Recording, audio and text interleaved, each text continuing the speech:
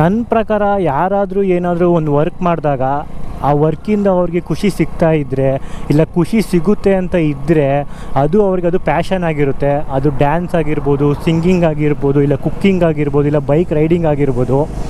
So ನಮಗೆ once ಜಾಸ್ತಿ ಆಗ್ತಾ ಹೋಗ್ತಾ ಇದ್ದಂಗೆ ನಮ್ಮ ಪ್ಯಾಷನ್ಗಳು ಬದಲಾಗ್ತಾ ಹೋಗ್ತಾ ಇರುತ್ತೆ. ಸೊ ನಾವು ಆ ಪ್ಯಾಷನ್ಗೋಸ್ಕರ ಪ್ರತಿದಿನ ವರ್ಕ್ ಮಾಡ್ತಾ ಇರ್ತೀವಿ. ಸೊ ಯಾರೆಲ್ಲ ಅವ್ರ ಪ್ಯಾಷನ್ಗೋಸ್ಕರ ಪ್ರತಿದಿನ ವರ್ಕ್ ಮಾಡ್ತಾಯಿದ್ದೀರೋ ನಿಮಗೆಲ್ಲ ಒಂದು ಹ್ಯಾಟ್ಸ್ ಆಫ್ ಹೇಳ್ತಾ ವೀಡಿಯೋನ ಸ್ಟಾರ್ಟ್ ಮಾಡೋಣ ಬನ್ನಿ.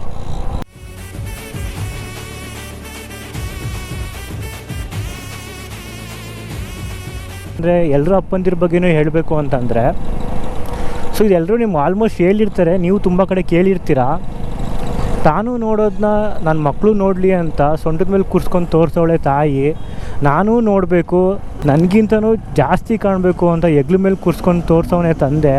ಸೊ ನಾನು ಇದನ್ನು ಯಾಕೆ ಇವಾಗ ಮತ್ತೆ ಇನ್ನೊಂದು ಸರಿ ಹೇಳಿದೆ ಅಂತಂದರೆ, ಇದು ನಂಗೆ ತುಂಬಾ ನಿಜ ಅಂತ ಅನಿಸುತ್ತೆ. ಏನಕ್ಕೆ ಅಂತಂದರೆ, ನಮ್ಮಪ್ಪ ಓದಿರೋದು ಬಂದು 3ನೇ ಕ್ಲಾಸ್ ಅಷ್ಟೇ.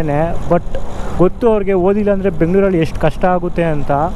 ನನ್ನ ಮಕ್ಕಳು ಕಷ್ಟಪಡಬಾರ್ದು ಅಂತ ನಮ್ಮ ಅಪ್ಪ ನನ್ನ ಓದಿಸಿದ್ರು. ಸೊ ಇವತ್ತು ನಾನು ಯಾವುದೋ ಒಂದು ಕಂಪ್ನಿಲಿ ಕೆಲಸ ಮಾಡ್ತಾಯಿದ್ದೀನಿ. ಸೊ ಕಂಪ್ನಿಗೆ ಹೋಗೋಕ್ಕೆ ಬರೋಕ್ಕೆ ಕಂಪ್ನಿಯವ್ರು ಕ್ಯಾಬ್ ಪ್ರೊವೈಡ್ ಮಾಡಿದ್ದಾರೆ. ಸೊ ಕಂಪ್ನಿ ಕ್ಯಾಬಲ್ಲಿ AC ಹಾಕಿರ್ತಾರೆ. ಸೊ ಕಂಪ್ನಿಗೆ ಹೋದ್ರೂ ಕಂಪ್ನಿಲೂ AC ಇರುತ್ತೆ. ಸೊ ಇವತ್ತು ನಾನು ತುಂಬಾ ಕಂಫರ್ಟಾಗಿದ್ದೀನಿ. ಇದಕ್ಕೆಲ್ಲ ಕಾರಣ ನಮ್ಮ ಅಪ್ಪನ ಶ್ರಮ. ಇವತ್ತು ಅವ್ರು ಕಷ್ಟಪಟ್ಟು ನನಗೆ ಇವತ್ತು ಒಳ್ಳೆ ಜೀವನ ಕೊಟ್ಟಿದ್ದಾರೆ.